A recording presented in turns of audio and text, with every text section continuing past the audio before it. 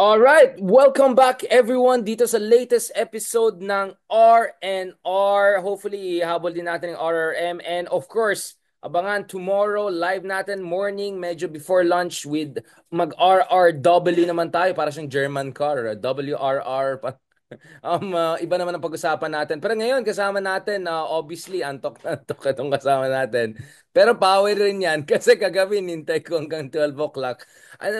Balita ko, nagjo-jogging ka yata, Sir Ronald? Nagjo-jogging ka daw. Oo, hanggang, Maraming ano. Oo. hanggang, hanggang 3 a.m. Kasi nagde-text ka pa rin sa akin. Sabi ko, bahala kayo dyan. Itulog ko na to. Itulog ko na to. Di ba? Kaya sabi ko, habol natin. Ang nakakatuwa, yung mga sinislice ko from last week pa, mukhang relevant pa rin. Kasi may isa pang huling slice na na-post. Ah, Okay naman, medyo 40,000 views. Ibig sabihin, medyo na-predict din natin yung direction of the wind. Kaya kahit hindi live yun, mukhang na-appreciate ng tao. But Sir Ronald, just very quickly, anong unang basa mo sa INC rally? Meron ba silang attendance sheet? Ano bang ginamit? AI, drone? Kasi nakita ko lang drone, yung drone ng SMNI na yung isang angle 20 times ginaganon ng drone. Parang ako mo na. Nakilala ko na lahat ng tao. Paulit-ulit yung drone shot. Drone shot. To the right, to the left, slow motion, faster, very fast, slow. Sir Ronald, naniwala ka ba na 1.5 million yan? Parang Hindi. mathematically Hindi. medyo Dahil may measurement kasi yan eh. May per more square meter na scientific tao. measurement yan. Depende sa per square meter. Oh, Usually, geospatial. approximately, apat na tao yan, shoulder to shoulder. Kung dikit-dikit kung dikit-dikit, usually four yan. Tapos i-multiply mo per hectare. Tapos ilang hectares ba yung area? Tapos makukuha mo yung number. So kung i-multiply mo ng ganyan, more or less mga 400, 500,000. No? Malaki na rin. Pero ibig sabihin, it's nothing new dahil malaki naman talaga mag-mobilize yung iglesia. Malaki rin naman talaga mag-mobilize yung Jesus is Lord. Malaki rin mag-mobilize yung El Shaddai. No? Kaya usually napupuno naman talaga nila yung area na yan. Pero usually ay ino-overestimate yung numbers. No? Dahil hindi lang yung actual numbers, yung feeling mo gaano ba kayo karami. No? Kaya usually exaggerated yung numbers na lumalabas. Parang Uy, yung hindi. oh, Diba? Usually, hindi lang exaggerated. Minsan, estimate. Ito, oh. 1,279,851 as of exactly 10 a.m. military time on January 13. Ronald, Yan yung clearly talaga hindi totoo. 8:51 na hindi Yan 8:50, yung clearly hindi totoo. 8:54. Oo. Medyo, Oo. may Oo. attendance sheet ba ano bang ginawa nila? May alam mo yung card sa empleyado yung papasok kay Oo. ganyan. Bakit gano'n Yung, ka-accurate? Ano bang yung isa nga, yung isa nga nag-report doon sa Storycon, yung estimate doon sa Davao Rally, 250,000. Tinanong ko, saang lugar yon? Ang sabi, yung harap daw ng City Hall. Sabi ko, hindi lalampas ng 20,000 yung kung ano yun, overflowing na yun eh. Kung lang yun, pang 10,000 lang eh. Paano nyo nakuha yung 250,000? baka Sabi may daw ng pulis. underground? Baka may Sabi daw ng pulis. baka may Sabi sub ko, doon. I've been there a lot of times. Hindi kakasya ron ng 30,000. 20,000 mahirap na magkasya. Paano naging 250,000? So yung mga ganyan kasi mga rally, kanyan mas nasa level ng propaganda rather than nasa level ng actual situation, no, on the ground, no. Wait, are Kaya you accusing MMDA of exaggerating? Like, di ba ang nag yes, yes. Oo. Oo. I'll tell you what, I only disagree with you on one point. Di ba yung Oo. rally, yung totong parang halos million strong ng Pink Rally, yun yung in-underestimate ng PNP noon. Di ba para sabi nila 200,000 lang. Siguro, Oo. parang Oo. 200,000 po. Fully ward na puno ng tao. Yun yung Yung first na Ayala, baliktad, yung yung dinagdag bawas, bawas. yes, yes. So, depende kung sino nagsasabi, no? Or kung sino yung nabayaran para magsabi, no? Pero malalaki naman talaga yung mga rally ng JIL, El Shaddai, Iglesia, no? Pero halos ganyan din yung kalaki yung yung launching ng presidency ni Brother Eddie Villanueva ng JIL. Pero yung dumalo, parang much bigger doon sa bumoto sa kanya, no? So, yun yung kaibahan, no? Okay, hindi ako familiar, Sir Ron. You're the religious one. Ano bang proseso to get people there? Is it instruction? Is it facilitation? And how do these groups? Well, yung mga religious group na ganyan, required yan eh. At saka dapat isama yung mga pamilya. Ang kaibahan sa iglesia ay isinasama nila yung mga politiko na may influence sila or pwede nilang i-pressure para magdala. Halimbawa, kakausapin yung mayor ng Caloocan, magdala ka ng ganito, magdala ka ng 5,000 tao, kakausapin yung Magpapota, oh. may mga ganon dahil alam mo naman, maraming mga local politicians ang medyo hindi naman dependent pero merong relasyon sa Iglesia ni Cristo on the local level. Especially yung mga lugar na malalaki yung population ng iglesia. Halimbawa, Nueva Ecija. Yan, malaki yung population ng iglesia dyan. Halimbawa, yung mga ganun bang mga lugar, pwede nilang kausapin yung mga mayors, governors, or congressmen para sumamang mag-deliver sa kanila. Kaya multiply yung kanilang dami. No? May whole of nation approach, kumbaga. Going Medyo, medyo. going back to this, Sir Ronald, I think was it Justice Scarpio na ano ba talaga yung ano ibig sabihin ng peace rally? Kasi initially it came off as parang initially we're just supporting Duterte. We're supporting Marcos, not supporting Duterte's impeachment. And na parang nag-evolve yung messaging ng ilang beses. Ano ba, ano yung last version? Yung, kasi nag-evolve yung Well, narrative eh. well, exactly. Dahil more than 2 months ago, sinabi nila magkakaroon sila ng malaking rally in support of Vice President Sara Duterte against impeachment. Tapos more than a month ago, ay binago nila yan in support dun sa statement ng presidente na hindi siya supportive sa impeachment. No? Tapos this month, ang spin na ay unity at saka peace. No? Unity at saka peace na non-political at non-partisan. Kaso, nandun sa stage si Congressman Marcoleta, bumabanat sa gobyerno, bumabanat sa budget, national budget. Tapos dun sa likod, may kwarto ron, nandun yung sila Bato, sila Bongo, sila Robin Hood Padilla, kausap ng media, at yung backdrop nila ay yung poster o streamer ng rally. So it wasn't totally non-partisan or non-political. At hindi naman lost sa tao na ito is basically support kay Sara. Kaya nga yesterday, nagsalita si Duterte, nagpapasalamat sa Iglesia ni Cristo. So all these are basically pinapatunayan lang na hindi naman talaga siya non-political at non-partisan. No? Very political at very Totoo partisan. ba tong ano, si Bato nandun sa rally? Kaso iniba kasi nila yung parang peace rally kahapon, ICC naman bukas. Parang iniba ng tao eh. Ginawa nilang video, di ba? Is that Pwede kasi wala yan. Pwedeng pinotoshop na yan eh.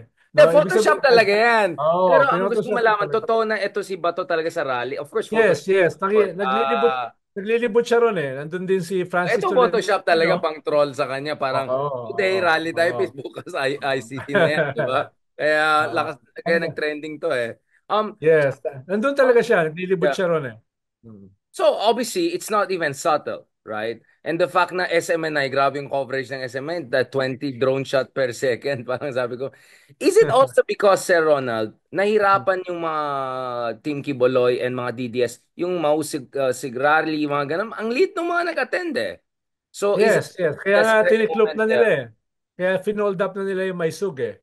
Kaya nga mismo yung KOJC hindi na nagpaparally. Dahil medyo napapahiya sila, tsaka nag-uubo sila ng huge resources, tapos without the expected impact, political as well as other objectives. So, tinigil na nila. Mm. I mean, obviously, a lot of people also responded, especially people from different denominations. Yung iba, but the word essentially yung message ng iba is you cannot have peace if there's no justice. So yung iba nag-Ezekiel pa sila because they lead my people astray, saying peace when there is no peace, and because when a flimsy wall is built, they cover it with whitewash. Therefore, tell those who cover it with whitewash that it is going to fall. Right? Like There are a couple of very relevant verses, di ba, sa Biblia, both the Old and New Testament about the fact that you cannot just call for Ah, peace. Bible reading ka na. Hindi, I mean, what I'm Nagpasa- saying is, nag-reply talaga lahat ng tao. Kaya ako naman, Peter, yung nilagay ko, di ba? Essentially, so, Yeah. different people put different verses to say na, well, if you want to come from a religious angle, let's not forget that peace doesn't come without justice. Okay, eto si Ronald. Well, kung tungkol sa tanong mo nga kanina, kung ito ay clearly support sa mga Duterte, kung ito ay clearly anti-impeachment, then it has nothing to do with peace. Da- Dahil with 35,000 killed extrajudicially, what is so peaceful about that? With the case sa ICC against the Duterte, including Vice President Sara, ng crimes against humanity, mass murder, what's so peaceful about that?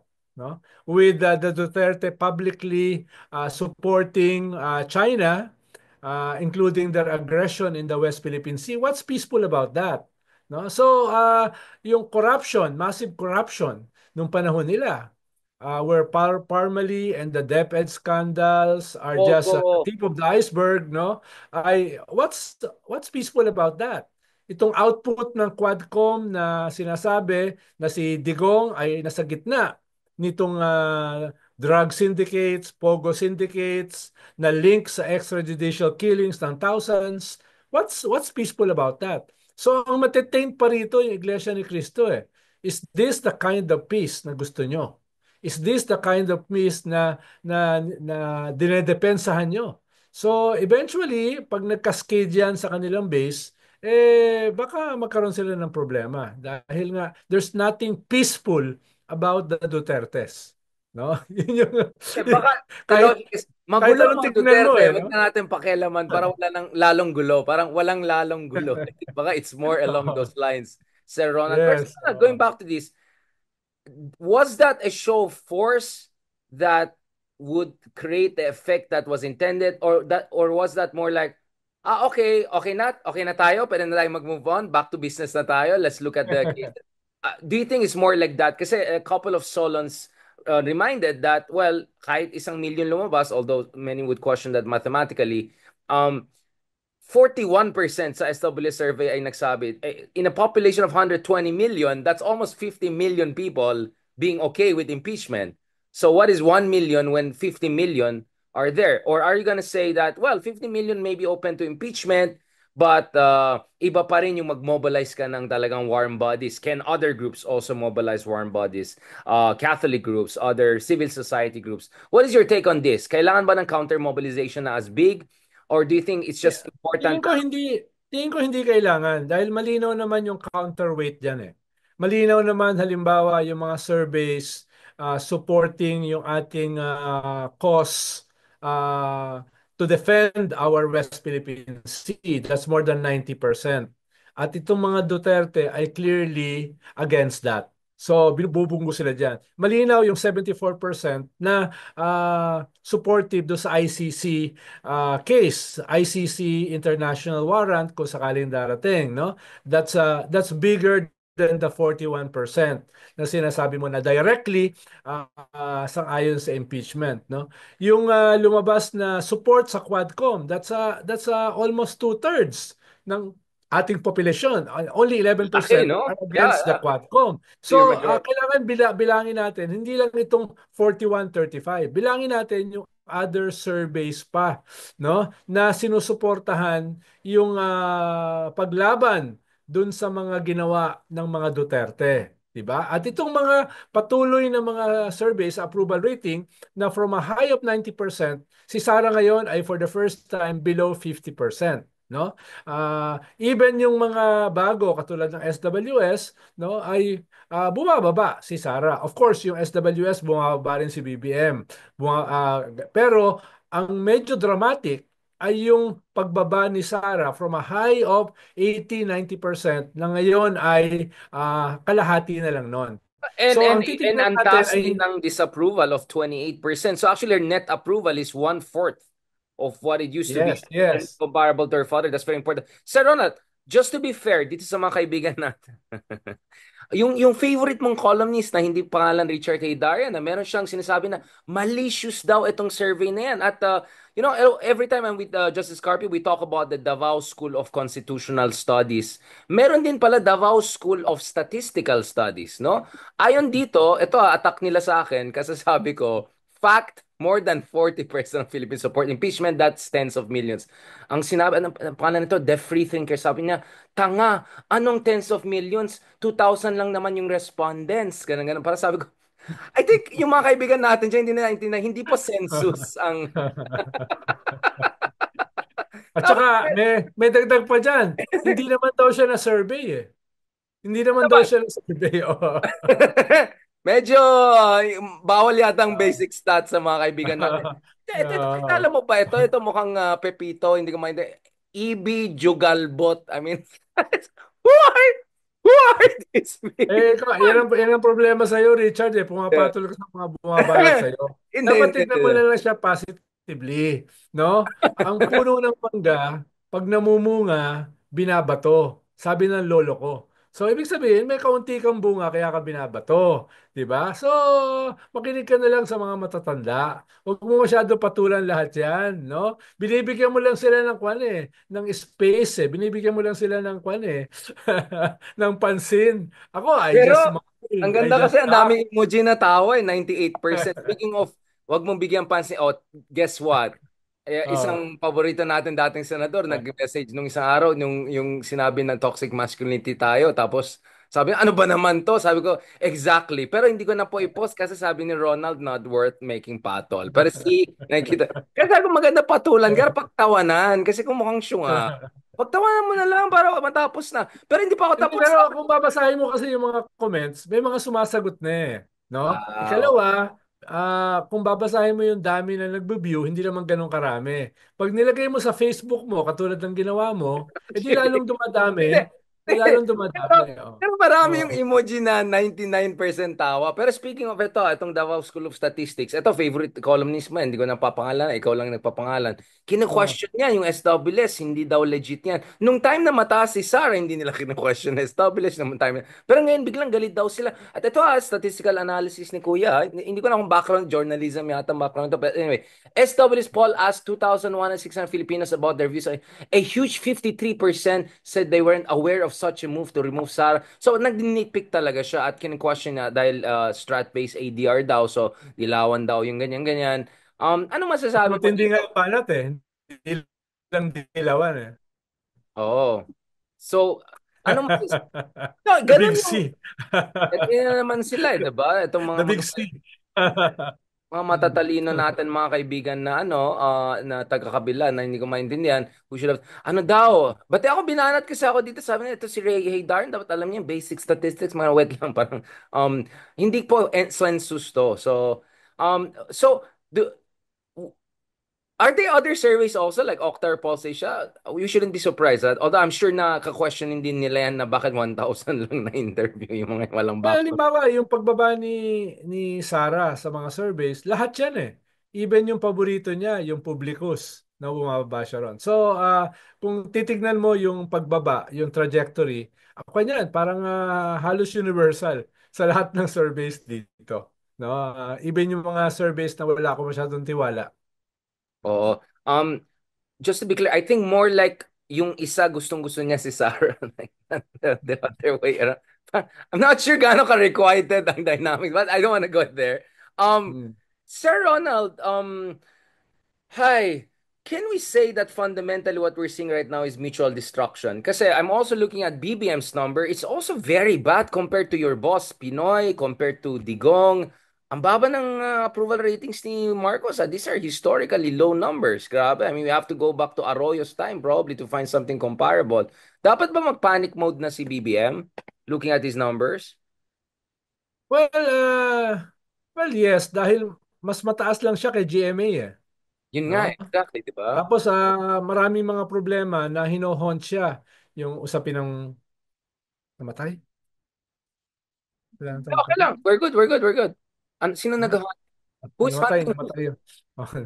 Namatay kasi bigla namatay. Akala ko Hindi kasi namatay. sabi mo, may nag-hunt, bigla may namatay. Like, Oh my God! What's going Kala ko on? namatay yung laptop, bigla nagdilim eh. Hindi, okay lang. Ikaw na, sir. Oo. Sige lang, Sir Ronald. Oo. Buhay pa So tayo. ano yung tanong mo kanina? Sabi na, distract ka. Hindi, dapat pa-panic mode na ba si BBM? Kasi sabi mo nga, di ba? Well, Since sabi ko nga, Arroyo, we haven't seen this number. sabi ko nga, pinakamataas lang siya kay GMA, which is not, which is not very positive, It no? is not a base you want to base Oo, on. No? yun yung una. Ikalawa, halimbawa, itong record high self-rated poverty, 63%. Medyo mataas yan, ha? Yung worst The since highest in two 1990s. decades, Oh, no? Tapos, halos ang sinasabi nila, paabot na sa, kwan sa, sa level ng isang kwan ng crisis level. So, kung hindi nila ayusin yan, that's basically food poverty, eh. That's basically food inflation, no? That's basically lack of productivity sa ating agriculture. Dapat yung palitan yung Secretary of Agriculture, no? Dapat yung palitan yung mga nagpo-produce ng ating mga pagkain. At more wait, importantly, Sir Ronald, just dapat durugin niya yung mga sorry, sorry. kartel. Sorry, Hmm. Sir Ronald, let me clarify. Meron tayong Secretary of Agriculture. Akala ko Secretary of Aquaculture. Yung Tama, tama. Oh, parang isa siya sa problema. Parang cartel din siya no? Parang cartel din siya. Sabi ng presidente, sabi ng speaker, no, kailangan durugin yung mga cartel. Dalawang SONA na tema niya yan, yung mga cartel, yung mga smugglers, yung mga hoarders. Pero wala pa ako nabalitaan na nakasuhan o nakulong.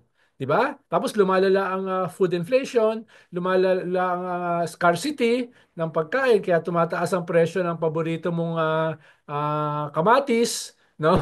yeah, Record hindi extra yun, rice. no? Kamatis. Etc. Tapos ito yung record high na self-rated poverty. Tapos ito pa yung impact ng budget, no? Etc.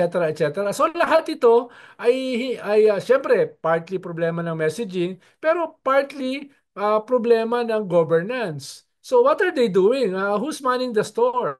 No? Kaya yung narrative ah, dun sa monstrosity ng mga Duterte ay namamasahe dahil lumalabas itong ganitong klase mga problema ng gobyerno, ng bansa. Kaya natatabunan yung napakaganda na Quadcom report, no, na two-thirds ng populasyon ay sinusuportahan. So nababago yung narrative, nababago in favor of the Duterte. Kahit ang daming pwedeng ibanat sa kanila, kahit pwedeng ibalik yung ipaalala sa tao yung kanilang monstrosity, di ba?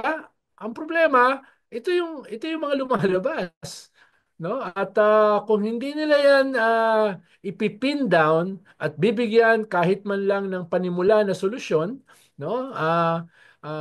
Mayayari sila. Maraming low-hanging fruits eh. Maraming low-hanging fruits na pwede silang gawin. Halimbawa, yung hinihingi ng labor na 150 peso minimum wage increase. The second since 1989. Since 1989, no? Yan ang second request for a minimum wage increase. Ibigay mo na yan, no? Bigay mo na yan. Ano ba naman 150 pesos, no? Yung gusto nila magkaroon ng impact sa across the board, tanggalin yung excise tax for at least 1 year. Yung excise tax, lahat yan tatama eh. Food, transportation, no, inflation, lahat tatamaan May yan eh. positive So, multiplier. Eh. oh, that's 12%, no, of the cost of gas, etc. So, ito yung mga low-hanging fruit na hindi kinakailangan ng legislation. Pwede itong gawin ng presidente, no? Kaya yan, 1, 2, 3, 4, 5. Isang supplemental budget para sa education, isang supplemental budget para sa 4Ps ng DSWD. Yung ganun ba na pwede mo nang gawin together with low-hanging fruits para makaalis ka dun sa rat na kinakahulugan mo ngayon dito sa crisis na ito. No? Pero hindi ko alam nga kung who's manning the store. Sino nagka-crisis management? Sino nag-aayos ng messaging?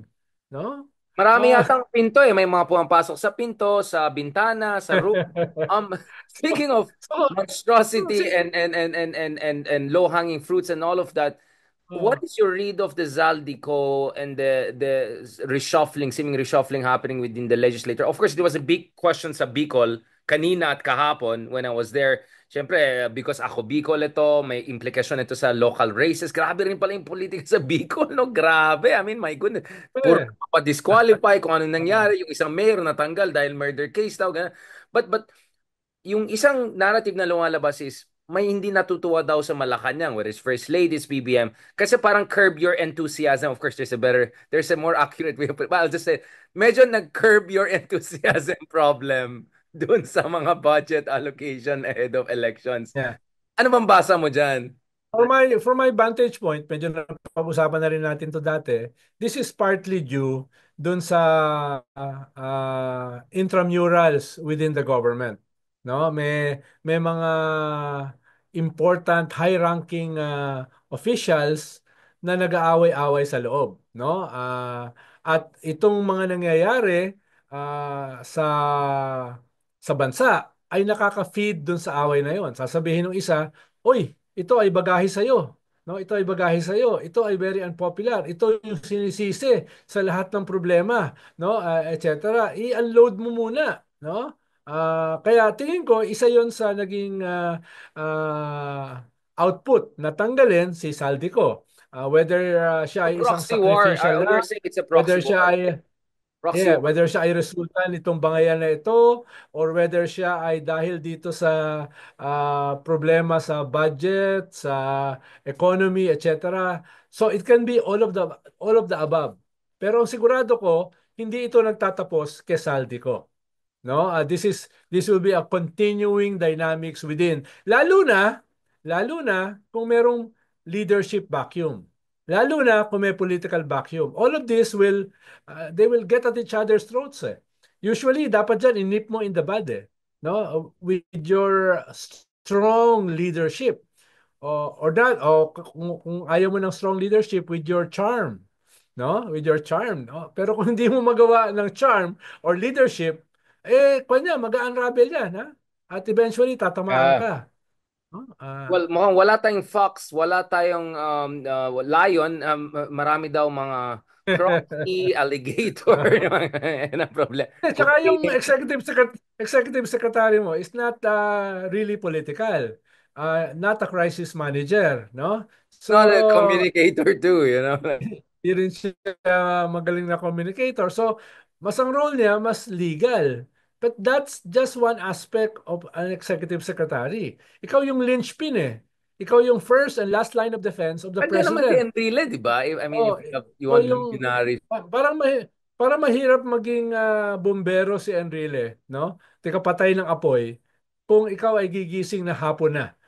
No, dahil ikaw Wait, na Sir hindi Ronald, mo masisisi aminin kung mo, ikaw ay 100 years old na. ikaw rin Oo. hapon gumigising. Kaya sana mamaya. Kaya wag tayo matagal ngayon kasi kailangan natin gumising na maaga. Oo, Yes. oo, Oh, nantok na ako eh. sorry na, Sir Ronald. Don't worry, papatapos na to. Oo. Kasi pinahintay mo ako kagabi, kaya pawi yan sa akin, nagtampo ako sa'yo. Charot. No, seriously, Sabi ko naman sa iyo eh. de, joke lang. Oo. Kasi every 2 hours may Oo. update ka. Pa-depress at pa-depress yung mga updates mo sa akin. Para sabi ko, masirang tulog ko dito. Ayoko na makinig kay Sir Ronald. Now, going back to this, um, so what's gonna happen to the impeachment then? What are the scenarios we're looking at? Which one is the most probable? Is there a plan B? Is there a Well, B there? yung dating scenario, di ba? Ah, to go or not to go. Mukhang yung not to go ay out of the question na, no? Yung hindi Okay, then that's itutuloy. good. Mas That's yung good. mas yung to go hati sa dalawa. Will it happen after election or will it Timing. happen before election, no?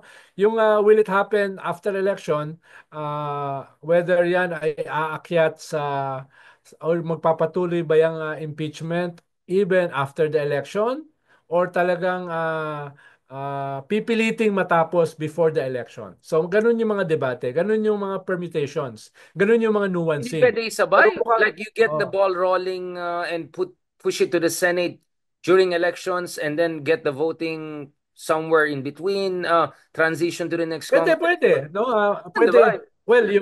Well, yung best case para sa mga proponents ng impeachment, ma-fast track yung impeachment sa House, umakyat sa Senate, at kahit kumakampanya yung ibang senador, ay dumadalo sila dun sa mga may importanteng hearings or trials, tapos tapusin siya bago matapos yung term ng kalahati, no, na mga senador. So ganun yung isang possibility. Yung isang possibility ay ma-impeach si Vice President Sara during sa term ng 19th Congress, yung present Right. Congress. Right. Before Iakyat, mag-transition. Oo. yes, iakyat sa Senate, no? Pero kahit hindi matapos sa Senate, magpatuloy yung trial kahit kalahati ng Senado ay mga bagong senador na.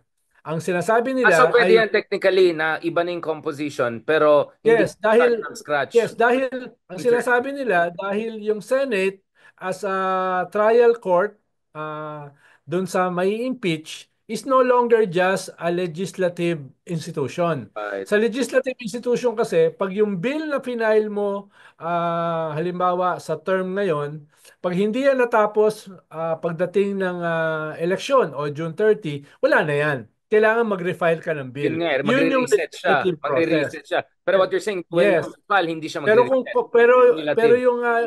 yung Senate as a trial court nagbabago yung kanyang katangian. It is transformed into a quasi-judicial court. At sa korte, hindi kinakailangang kahit magpalit yung judge ay yung kaso ay mawawala na. Ibig sabihin, pag nag-file ka ng kaso sa korte, kahit palitan yung, halimbawa, Sandigan Bayan, tatlo ang judge. Kahit mawala yung isang judge, magpapatuloy yung kaso. Kahit palitan yung isang judge, magpapatuloy yung kaso. Hindi magbabago, Hindi no? Dahil magre-reset. nga, isa Oh, siyang isa siyang korte. Parang ang sinasabi ng iba, malinaw yan sa konstitusyon. Walang ganyang klaseng nuancing sa konstitusyon. As an impeachment court or as a trial. trial court, ay magpapatuloy yung kaso kahit nagbago yung kalahati. So, pero siyempre, kaya questionin yan sa Supreme Court nung Yun mga nga, yung anti-impeachment, etc., procedural. etc. Pero parang ang sinasabi ng iba ay iba yung Senate as a legislature, iba yung Senate as a trial court. As a trial court, kahit nagbago yung ibang mga judges, no, ay magpapatuloy pa rin yung kaso na na-file, no? Yan yung mga permutations, no? Pero hindi naman tayo abogado kaya nagpapanggap Oh, lang but tayo na may speaking of, alam. no, but in fairness to Senator Trillanes' point is, it is within the power of the Senate to also agree upon the procedures. Now, bakit ito importante? Yung iba na tumatakbo sa ilalim ng admin pero takot pa rin bumoto laban sa mga Dutertes, at least the one concessions they could give is to agree to certain procedures that could enable the right voting. You get what I'm saying? Like, sige, person X, alam ko takot ka pa rin bumoto laban sa mga Duterte, kahit nasa admin ka. So as a compromise, in the meantime, at least agree ka to a procedure for the trial that at least creates the conditions for the final positive vote to come in, right? I mean, ang daming pwede mo i-slice yan di ba? Tama, tama. Tayo Oh, mag-slice tama. So that's what I'm Oh, thinking. So tama. tama actually yung sinasabi ni Senator Trillanes na it is within the power of the Senate to create the procedures that could create the best possible outcome also at some point, di ba? Yes. Doon May siguro isa pwede ring magmasahe. Oo. Isa rin possible na game changer. Paano pag sabi ni SecGen ng House, hindi na niya hihintayin yung fourth impeachment complaint. No? Kung hindi siya darating this week, next week, i-refer na niya yung tatlo na impeachment complaint sa Speaker at sa Justice Committee. Ngayon, pag na-refer mo na yan, then pwede nang sabihin ng Kongreso, lifted na yung bank secrecy laws at pwede na pag na-lift na yan, pwede nang buksan yung mga bank account Big issue. ni Sarah at yung mga relatives niya na link sa kanya para tignan kung meron ba talagang pumasok na mga questionable na mga accounts, no, na galing dun sa sinasabi ni Senator Trillanes na drug lords, pogo lords, no, etc. At yan ay pwedeng makapressure sa Senado na to act accordingly. Dahil magmumukha silang defender ng mga isang na-impeach na may connection sa drugs, may connection sa illegal gambling, no? Hindi lamang sa AJK, etc. etc. So, pwedeng maging game changer yan pag nabuksan. At dahil pag nakita ng tao na totoo pala na may mga drug lords na nagpasok ng pera dito at ang laki pala ng laman ng kanilang kwan, then that pwedeng lumaki yung support for impeachment sa mga mamamayan. At dahil kung lalaki yung support na yan, syempre papakinggan yan ng mga politiko, especially yung mga senators na tatakbo sa next election. By the way, sir, I don't know if you got to mention it. Actually, may bagong survey na rin ang Okta. At pinapakita dito na President Marcos Jr. maintains majority public trust and approval. So mas mataas siya dito sa Okta survey kaysa dun sa Population. Bumaba ng 10% ang Yeah. Vice Uh, President. but the VP rating continues to decline in fourth quarter of 2024. So actually, we have another survey showing na humihina si Sara Duterte. Kasi may mga henyo dito na kadidiyas. Sinasabi na, ang ka na naman kayo ni Sir Ronald. Sabi niyo, humina si Sara. O bakit ngayon nagpapanik daw kayo? Hindi, hindi ata napakinggan yung part na yun nga yung problema eh. Humina na nga mga Dutertes. Hindi pa rin tinitake advantage nung kabila. So actually, and this is what I appreciated with our conversation with Cello. By the way, it was very constructive. It was very interesting. Beautiful conversation. Great conversation. No, actually, kasi Sir Ronald, ang pinaka-worry natin dito, di ba, is that yung mga progresibo, yung mga palaban, at to a certain degree, yung mga katulad mo at katulad ko, who are all out supporting accountability and justice, baka tayo ang nagpapagamit dahil yung mga trapo ayaw gumalaw. So umaasa sila sa mga independent pundits, yung mga maingay na katulad natin, sa mga palaban ng progresibong mga legislators. Hindi kaya, Sir Ronald, Hindi politically correct. na hindi politically correct, pero may politically correct version din. Um, pero hindi kaya yun ang baka risk na dahil the good guys are doing their job, the not so good guys are just slacking off? I mean, what is your read of that? Yeah, ang problema ko kasi ay lagi ko naman sinasabi, parang kwanto labanan ng perdigana. Yung mga forces at play ay paramihan ng pagkakamali, hindi pagalingan, no? Kaya ganun ang Race to the labanan. bottom. Oo. 'Di ba? Halimbawa, the government already had Duterte's had them on a corner, no? They're just about to go for the jugular or let the Damocles swords fall on their heads, no? Pero parang biglang nabitin. Biglang biglang biglang yung kanilang jugular ang naging vulnerable, no? Yan yung So, plot twist how eh. how can that happen almost overnight, no? So, so, Ito yung, pero ito yung parang mga Squid Game na akala mo panalo na. Ito na, panalo na, biglang last minute sumablay, di ba? oo. Parang So, ganun lang yan. yan yung problema, no? At hindi dahil parehong magaling, no? Dahil nga ah, ah, parehong parehong mahina. Iba Uy, sana yung sasabihin ko eh. Iba sana yung sasabihin ko eh. Pero hindi, ayan, hindi. sasabihin Sir ko na Ronald, lang, parehong mahina. let So, me, let me save you. pero sa ganyang klaseng labanan kasi, Richard, kung parehong mahina, parehong kinakapos, ay kung sino yung pinaka-aggressive, kung sino yung pinaka-ruthless, baka yun yung mag-dominate. No? Baka yun yung makabuelo. No? Dahil kung pantay sa IQ, pantay sa intellect, no? Pantay sa common sense, no? From the bottom. Etc. From the No? bottom of the land. Oh, usually, ang lalamang dyan, kung sino yung, parang sa boxing, di ba? Yung aggressiveness nakakatulong sa scoring. Di ba? Kahit hindi masyadong tumatama, pero aggressive ka, no? Kwan ka para sa judges, ay nagiging bias yung judges para sa'yo. No? Sir Ronald, ang taas pala ni BBM dito sa Okta survey, 65% 60, siya. 60, Oh, 65. 66% Ah. sa NCR, 74% Balance Luzon, Hmm. 65% Visayas, Mindanao lang talaga siya kulelat, ABC 66, D 65, sa ilang siya medyo mahina 60, which makes sense because of the food inflation, no? At Pero saka sa SWS, pantay sila. pantay sila. Practically. Pero Oh, dito, sa ang baba ni SWS. Sarah kumpara kay Bongbong. 49 lang siya compared sa 65. She's only 30 in NCR, which kind of tracks with the Pulse Asia. Only 20 Yes. sa Balance Luzon, almost a quarter. Yeah. 61 sa Visayas. And then this is very believable, 90% pa rin sa Mindanao. Where she is very weak is ABC, 47%, and D at 48%. Only Sai, medyo mas malakas siya, 60%. So of course, dito, kung ako si Cheese Oscadera, hindi ako matuwa dahil ako yung pinakamataas dun sa, di ba si Cheese yung pinakamataas dun sa Pulse Asia at Oh. 56% yata or something. Dito, number 2 lang siya. Uy, si Martin, 58%. 61% sa NCR. Sino to mga to? Like, ano? Pero makakabay siya sa amin na, uy, wala akong sinasabi ah. But this is an interesting, ano ah. This is an interesting survey ah. Ang distrust ni Sarah, 28%, which is almost exact as Pulse Asia, but only 12% kay BBM. So yung net, ang laki nung difference ni BBM at saka ni Sarah in terms of net approval rating, almost malapit na 25 points, almost 30 points yung kanilang net difference. So Mm. dito tambak talaga si Sarah dito sa Okta survey na yan. Okta. Ayan.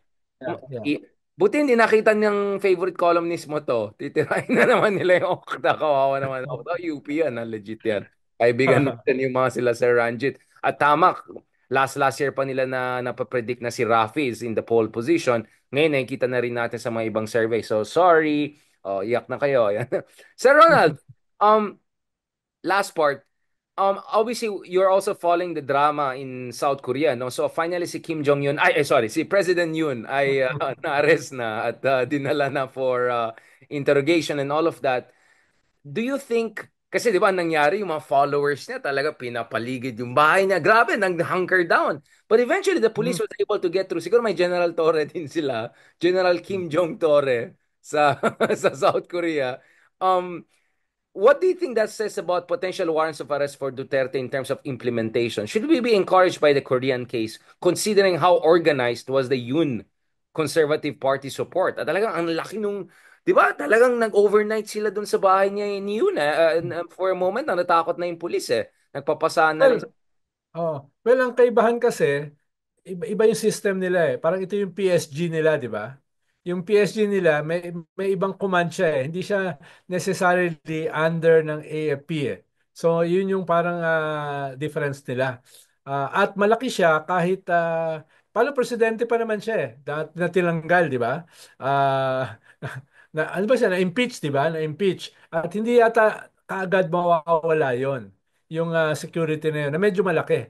At yung nagtayo at yung naging head nung presidential security na yan ay kasama niya doon sa nagdeklara ng martial law. Diba? Yun, So, yun. so Yan ang ibig love ko kay sabihin, Sir Ronald, yung mga ganyan so, marites, tinitignan mo eh. Yung mga... kasama kasama yung security niyan dito sa ginawa ng presidente. Kaya solid sila. Pero tingin ko na-diffuse yan dahil may mga backdoor negotiations na yan. Dahil yung pinakamalaking pa rin partido ay yung partido ng presidente. O at least yung natanggal na presidente. No? Yan pa rin yung pinakamalaking partido. Kaya tingin ko may backdoor yan. No? Huwag mo naman kami ipahamak, no, sa ginagawa mo, pati kami tatamaan diyan. So, save your Baka political mag-civil war daw party, eh. Baka no? Dahil mag-civil war, baka North yes, Korea will take advantage. yes, kung masasave mo yung political party mo, baka mas maayos pa namin yung future mo, no? Baka hindi ka pa masyadong parusahan, etc. So may mga ganung possible na backdoor negotiations. Ah, And one more thing, Secretary of State Anthony Blinken was just in South Korea last week. Kutob ko, mm, kinausap niya yung military and all, no? I think the American hand is yes, very much a yes. big factor. Now, we cannot afford a major ally like South Korea. Speaking of major ally, nakita mo yung video ni Hack Seth, yung confirmation speech niya, hindi niya alam ano yung ASEAN. Tinatanong sa Hindi ko kanya. nakita. Oh my God, Ah. pakita ko sa'yo. Wait. Nagtitrending na siya ngayon. Ito. And in Ah. Australia, you're trying to work on submarine. Ito. The importance of at least one of the nations in the ASEAN, and what type of agreement we have with at least one of those nations, and how At many least one. nations are in ASEAN, by the way. I couldn't tell you the exact No, you amount of could, nations because in you're that. not- But it's in South Korea and Japan and in AUKUS with Australia, trying to work Okay. on submarines with them. Mr. data Hegseth, transfer none with of those them. countries We are have in allies ASEAN. across. None of Hindi niya alam ano yung ASEAN. Padala mo nga sa akin para mapagtawanan ko bago matulog. Yan. Tapos, hindi, kahit isa din niya masabi. Hindi niya masabi. Gagamitin na naman ng mga DDS yan. Pero actually, sabi ko, kung ikaw DDS, magpapanik ka. Alam mo bakit? Kung hindi nga nila alam yung ASEAN, ba't pa nila tulungan si Digong na napaka-echekwera sa ASEAN? Like, actually, it's not good if you're Duterte. Gagamitin ng mga tayo. Pero I'm sure kung sasabihin nila Marcos or Imelda, yeah, I know where that country is. Pero anyway, yung number two naman niya, we had on our show si Elbridge Colby. I'm sure he knows what's ASEAN. So, pero grabe talaga yung Trump administration. What do you feel about Oo. Trump? Pupunta ka ba sa inauguration niya, Sir Ronald? Sa ano ni Trump? I have to check my schedule. I have to Imbitado check ka my ba schedule. dun sa Oo. open field? Kasi magda-drone shot din yung SMNI, magpapadala din ng drone nila para tulungan si Trump, para paulit-ulit nila yung isang angle na ganyan. Baka daw yung magka-count kay Trump yung MMDA po natin. Special request si Trump na Pwede. can we request the Philippine Ang MMDA alam ko, ang dadalo sa Pilipinas ay isang deputy speaker lang eh. Oo. na hindi Zaldico na charot. Na, Oo. yung- Hindi hindi naman deputy Sandro speaker si Marcos? Saldi. Sandro Ha? Marcos? Hindi siya. No, isang deputy speaker lang ang dadalo. Tapos of course si Babes Romualdez. So, Kaibigan natin yan. hindi Sige, tanongin malaki natin. yung delegation. No? Oh. Oo. So hindi totoo na imbitado si Sara pero hindi si BBM. Ano? Hindi, mukhang mga kwan lang eh, hindi naman masyadong marami yung heads of state na inimbita. Mukhang mga diplomatic corps yung inimbita. Pero hindi ko alam yung ganyang sistema sa kanila eh.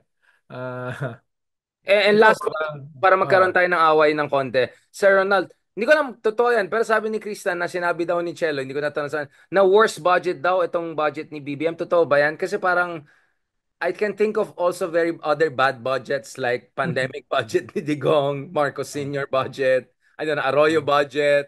I don't know if she said that. I should have asked her. Pero yun ang basa nung iba. Kasi kausap ko si Kristan nung isang araw. Sabi niya, yun daw yung line ng mga ibang. Baka hindi Cello, baka sila yung mga ibang economist yan. What is your...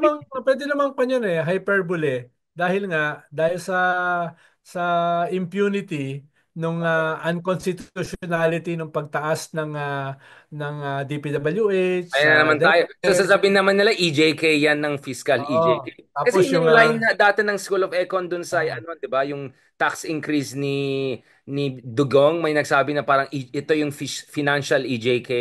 I think we should be careful, 'di ba? Kaya nga, baka dahil sa handling ng messaging at saka nung BICAM na pinagsama-sama mo lahat ng mga education institutions, no? Even yung Philippine National Police, even yung Academy, PMA, mga judicial etc. para academy. para pataasin yung education, pababain yung DPWH, para yung mga ganun ba? Parang ang dating napakasama naman itong budget na ito. No? Napakasama naman ito. Binawasan mo yung pero mo sa height ng self-rated poverty, bigla mong binawasan ng 50 billion yung poor piece. Yung mga ganun ba na, hindi pa tayo nakakaipaw sa pandemic, nagsisimula pa lang tayo mag-recover, biglang siniro budget mo yung PhilHealth. No, yung ganun, yung dating na napakasama naman ito. Mas hindi talaga yung kinumpara mo, budget by budget, mas yung dating eh. Mas yung dating. Kaya nga sinasabi ko na perdigana dahil dapat na ipaliwanag mo ng mas maayos, no? At para hindi nagmukhang napakasama ng budget, no? Mismo kasi si No, it's not BBM, good. It's not good at all. Yeah. I'm not mismo kasi si happy. BBM ang sabi niya, di ba? Hindi ko pipirmahan dahil kailangan naming ayusin yung para mag-jive sa konstitusyon. Ibig sabihin, inamin ni BBM na unconstitutional yung budget. No, kaya niya hindi pinirmahan kaagad. Yung ganun ba na mga patong-patong, talagang ang dating napakasama naman ng budget na ito. No, parang ganun. So do you think that Hindi dahil doon sa mga data talaga ganito karami kumpara nung budget ni Digong, kumpara ng budget ni Pinoy, kumpara ng budget More like ni garapalan Dave, talaga yung no? Mas yung garapala kaya nagmumukha siyang napakasama, no? Yung ganun. Oo. so does that mean na Zaldico is not the first head to roll? Kumbaga, if this were indeed a case of reshuffle, that this could go all the way to the very top of Well, ang sinasabi ko lang ay hindi pa to tapos. Whether may susunod is another thing. Ibig sabihin ng hindi pa tapos, pwedeng makabawi, no? Yung mga medyo nabawasan, no? Pwedeng makabawi sila. Pero pwede rin na yung nag-offensive na para gawin yan ay go for the jugular, no? Kung kaya mong gawin yan sa pinakamakapangyarihang tao sa Kongreso, baka mas tumapang sila na gawin yan dun sa pinaka-ulo na talaga, no? Which is the speaker. So, hindi natin alam yung balance of forces sa loob ng yeah, gobyerno. exactly. Basically, the balance of forces revolves around the ears of the president. Sino ba mas pinapakinggan? Ng presidente, ng first lady, no? Sa lahat ng yan. Yeah, but they should have their some basic reading also. I mean, they can see the headlines. They can see. I mean, hindi naman Shakespearean King Lear level si BBM na totally deracinated. Sir, Baka Shakespearean eh. that was my fear. Actually, I was giving a way out, pero you took the bait. Parang, Sir Ronald, no, no, no, no, no, no, no, no. So hindi to Machiavelli. So ito na. So hindi siya good Machiavelli. Shakespearean pala siya. Okay. I think that's a good spin. Just ito talaga promise last point na yan. I always say one of the biggest problem of King Lear, of BBM is wala siyang katulad ni Aquino at saka Digong when it comes to conciliary. If alam ko Sir Ronald, you're a man of conviction. You're a man of very high moral standards. Pero sabihin natin, Sir Ronald, para sa bayan, meaning para magkaroon ng hustisya sa mga Dutertes, if BBM asks you, he gives you, let's say, 15 minutes. You only have 15 minutes, Sir Ronald. Alam ko madaldal ka. Marami kang masabi sa 15. Napanood ko yung pinagsasabi niyo ni Darian na kairita. Shakespearean na pala ako ngayon. What is your blueprint for him? Like, ano yung mga kailangan niyang gawin in the next weeks to really get things back on track, no? In terms of making sure, of course, preserve his own interest, but more important, preserve the country's interest and bring a measure of justice. Kasi otherwise, di ba, Sir Ronald, RevGov na yung mga nagiging conversation as Justice Carpio said. So this is not about Marcos Duterte. Well, una, gawin ko na yung mga low-hanging fruit, no? Para not really to diffuse, pero para ipakita na meron akong ginagawa, no? Yung mga low-hanging fruit gawin ko na. Ibigay ko na ito, gawin ko na ito, no? Sabi nung sabi nung kanyang Secretary of Agriculture, dadali nila sa 58 peso yung bigas. Sabi ko, what was that about? What was that about? Aquaculture kasi yung expertise.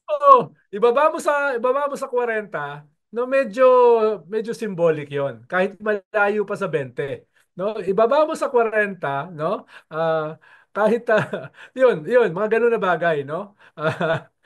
Yung paano tatamaan yan itong self-rated poverty, at least makikita may ginagawa ka, di ba? Dito sa food inflation, makikita may ginagawa Why ka. not give Pag binaba mo yung subsidy? presyo ng Why not, Sir Ronald? pag Give like suddenly 50,000 to each family of farmers with this amount of hectare. Independent yung paano yung lump sum. ayuda kasi sa drop in the bucket eh. Pang isang araw lang yun eh. Ubus ka agad yun eh, di ba? So, lagyan mo ng something more significant. No? Something more significant. Halimbawa, a 40 peso per kilo na cup sa rice, no? Mas maganda kung 35, pero ibaba mo muna sa 40 yung sinasabi na 60.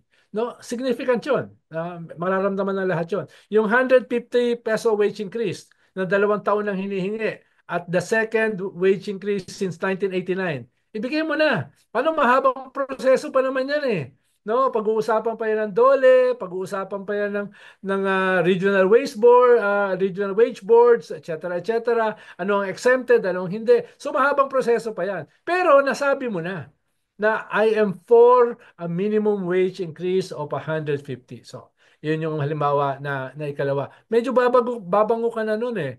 Sa At hindi akin, ito mas populist, dramatic. no? Sir Ronald, this is not Yeah, populist. yeah. Yes. Excise tax. Suspend mo for one year, no? Ang pala nun, ang dami ng epekto nun sa mga consumers dahil tatamaan lahat yun eh, no? Makakatama sa lahat. Yung 1, 2, 3, 4, 5 ng mga low-hanging fruits. Ngayon, yung elephant in the room, yung budget. Gawin mo na kaagad yung supplemental, no? So yung supplemental budget para sa education, supplemental budget para sa DSWD, no? Gawin mo na kaagad, immediately, kahapon, no? Gawin mo na 'yan, no? That will take time, pero maganda rin siyang semiotics. Maganda siyang symbol na you mean business. Na gusto mong ayusin yung budget, etc., etc., no? Yung sinasabi mo ng dalawang SONA, na aayusin mo yung agriculture, wawasakin mo yung mga kartel, ipapakulong mo yung mga hoarders, smugglers, etc. Magpakita kang gilas ka naman. Magpakita ang gilas ka naman na diyan, 'di ba? So, pero yung pinakamahalaga, political leadership. No, political leadership. 'Yun ang gawin mo.